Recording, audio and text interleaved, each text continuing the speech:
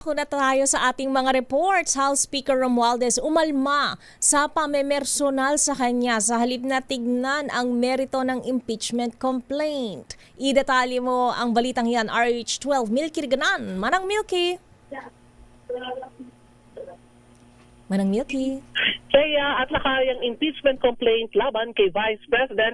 Yes, Teya at Lakay, ang impeachment complaint laban kay Vice President Sara Duterte ay hindi pamumulitika, kundi ito ay sa accountability o pananagutan base sa mga ebidensya at mga sinumpaang dokumento. Reaksyon ni House Speaker Martin Romualdez matapos umanin ng alegasyon mula sa ilang senador na siya umano ang nasa likod ng impeachment laban sa Vice Presidente.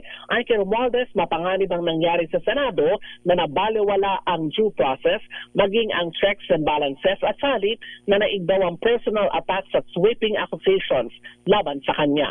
Depensa ni Manila Representative Joel Chua, miyembro ng House Prosecution Team, ang issue hindi sa Speaker Romualdez, kundi ito ay usapin ng pondo na hanggang ngayon na hindi pa rin naipapaliwanan ni VP Sara. Sabi ni Chua, ang issue ay accountability at dapat ito muna ang maresolba salit na ilihis ang usapin kay Speaker Romualdez. Dagdag pa ni Chua, hindi mareresolba ang issue kay VP Sara sa pag-atake ng personal sa House Speaker. Sa panig naman ni House Deputy Majority Leader Zia Alonto Adjong, hindi sila papatol sa mga parinig ng ilang mga senador. Paalala ni Adjong, walang siniraan o ininsulto ang Kamara sa harap ng ginawang pagbabanta ni VP Sara sa buhay noon ni na Pangulong Bongbong Marcos, First Lady Lisa Marcos at Speaker Romualdez.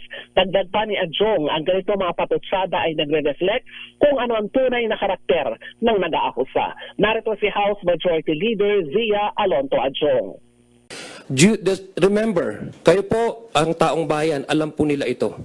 Since the start of this issue on the impeachment, the allegations of corruption, the acknowledgement receipts, the threatening the lives of the sitting president, the first lady and speaker, wala ho kayong narinig ni isa sa amin na ininsulto ang mga nakaupong huwes, mga upong senador. Never, and we never did that, we will never do that. So we expect the same courtesies from our counterpart to maintain proper decorum. If the issue really is about technicalities, then let's focus on technicalities. If the issue is about accountability, the prosecution team is more than willing to present to the impeachment court their evidences and suggest. So I would hope that those insinuations should be stopped because they're uncalled for and it will do no good to anyone. It only reflects the character of the one saying it.